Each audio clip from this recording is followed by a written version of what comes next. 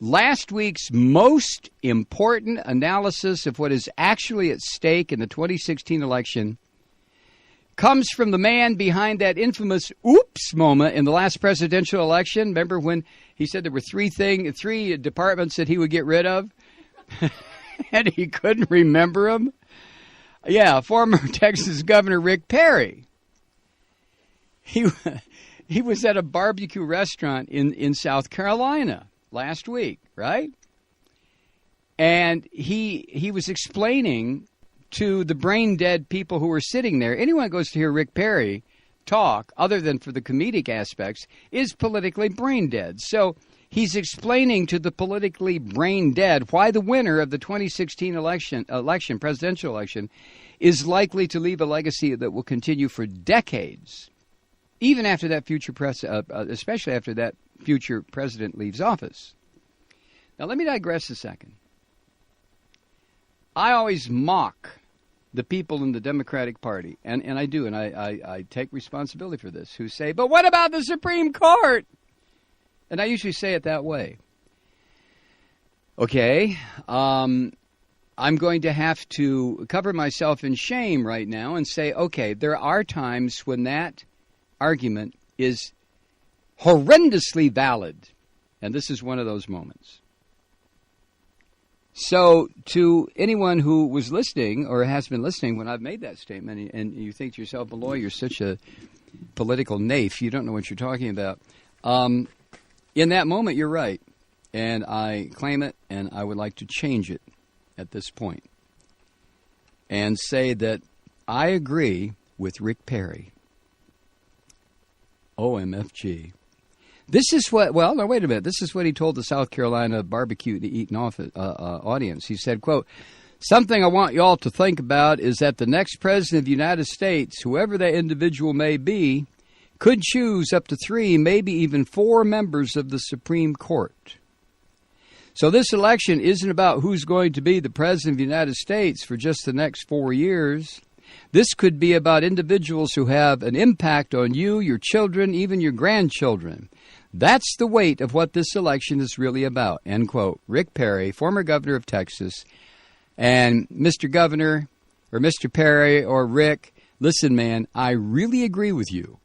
Of course, I'm coming at it from an entirely different angle from what you are.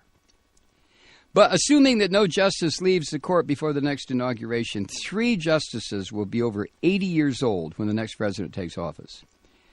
Stephen Breyer will be close behind at 78. Now, if the next president replaces all 4 of these justices, that will give their appointees control over nearly half the court. No president since Nixon has had this kind of influence over the court's membership. So, if for example, if Hillary Clinton, as Think Progress puts it, if Hillary Clinton or someone with similar views has the opportunity to replace 4 justices, these new jurists will be joined by the relatively youthful justices Sonia Sotomayor and Elena Kagan. That would be enough votes to overrule Hobby Lobby. It would be enough votes to ensure that anti-gay businesses do not gain a right to ignore federal law. It will reinvigorate reproductive choice, potentially shut off the flood of wealthy donors' money into elections. It would also halt efforts to undermine the Affordable Care Act. And it would shut down other legislation unpopular among Republicans through novel interpretations of the law and the Constitution. That's how the Republicans get around the fact that they cannot legislate anything, and there are enough Democrats still in the legislative branch to stop some of their more obscene, outrageous attempts to write law in this country.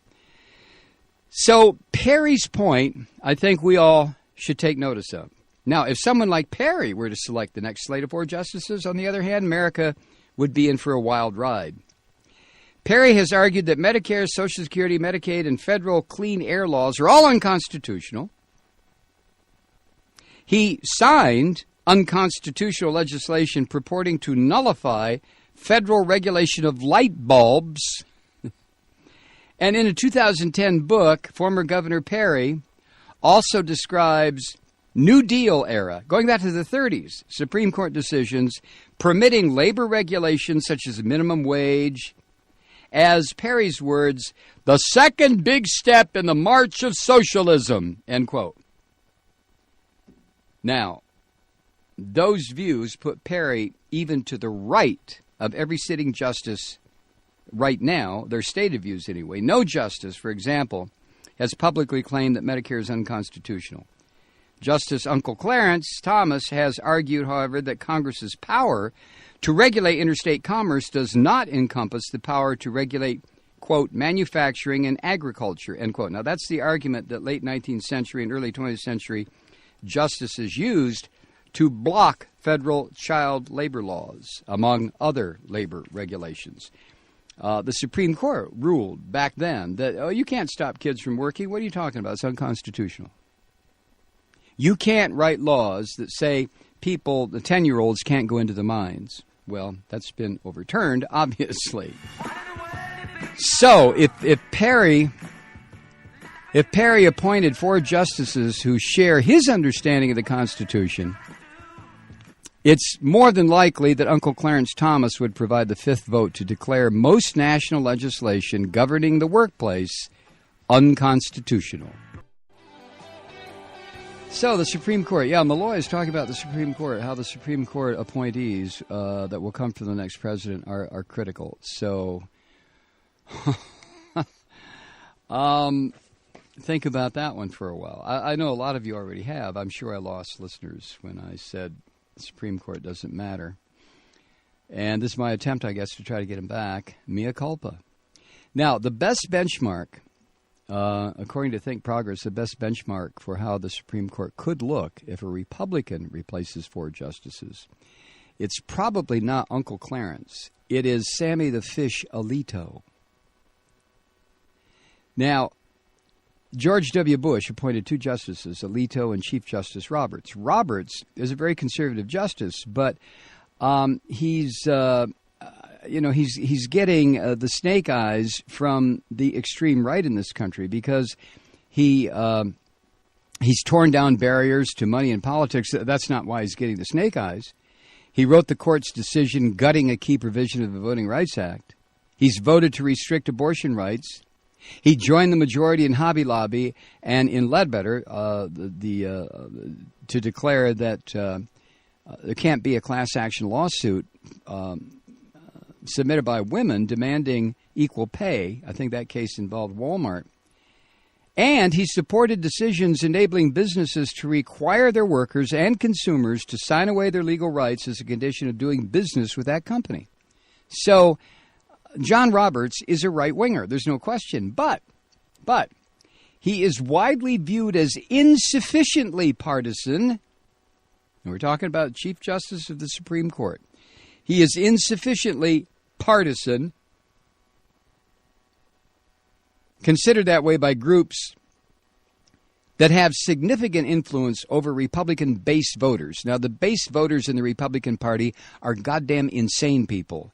They're Christian extreme right-wing fascists.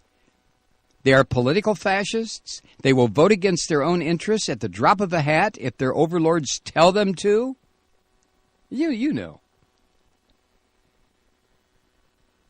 But Roberts is viewed as insufficiently partisan because of his decision not to repeal the Affordable Care Act. Remember, he cast the deciding vote. He said that the Congress has a right to levy taxes and that the Affordable Care Act was, in effect, a tax. Now, it's likely that these neo-fascist forces within the Republican coalition will demand that future Republican presidents do not appoint someone like Roberts with that little independent streak of his. See, the Christian fascists and the political fascists can't handle independent thought, independent action, independent anything. What do they call it? You're wandering off the reservation. Isn't that a nice term? Huh? And these same forces turned the phrase "no more suitors" into a battle cry after George Herbert Walker Bush appointed Justice David Souter. Remember him, who turned out to be more liberal than conservative activists had hope. He wasn't a liberal, but you can't satisfy these right-wing bastards. Alito, by contrast, is the court's most partisan member. Alito authored the Hobby Lobby decision and the Ledbetter decision. He spearheaded the conservative bloc of the court's efforts to defund public sector unions, along with Scott Walker in Wisconsin. He's one of the 4 dissenters who tried and failed to repeal the entire Affordable Care Act. And during the oral arguments in a still pending case seeking to gut Obamacare, that's the right to set up these publicly financed exchanges, Alito emerged as a more effective advocate for this effort to strip health care from millions of Americans than the attorney actually arguing for that on behalf of the plaintiffs. Alito is a fascist. There is no question, no doubt, no argument. By definition, Sammy the Fish Alito is a fascist. And during a more recent oral argument on marriage equality, Alito repeatedly compared same-sex marriage to polygamy. Okay? A 2014 study by the Constitutional Accountability Center, which is a progressive advocacy group that frequently practices before the court, they found that Alito was more likely to side with the U.S. Chamber of Commerce than any other justice. And in a Think Progress analysis they conducted shortly after Alito handed down his Hobby Lobby decision, Think Progress contacted several legal scholars and Supreme Court advocates asking if they could identify a single, closely divided case where Alito broke with his fellow conservatives to join the liberals. Zip. Nada. Nothing. One lawyer wrote back to Think Progress with just 4 words. Nope, he's the worst. Now, okay, it's not possible to predict in advance everything that a court dominated by 5 partisans would do to change the law. But it's not hard to predict some ways that the law would change if there were 5 justices like Sammy the Fish on the Supreme Court. Roe v. Wade would disappear. Millions of people would likely lose their health insurance. Thousands would die as a result. Religious objectors would gain sweeping new rights to discriminate against lesbian, gay, bisexual, transgendered Americans. Civil rights laws would wither, at least when they weren't invoked by white plaintiffs.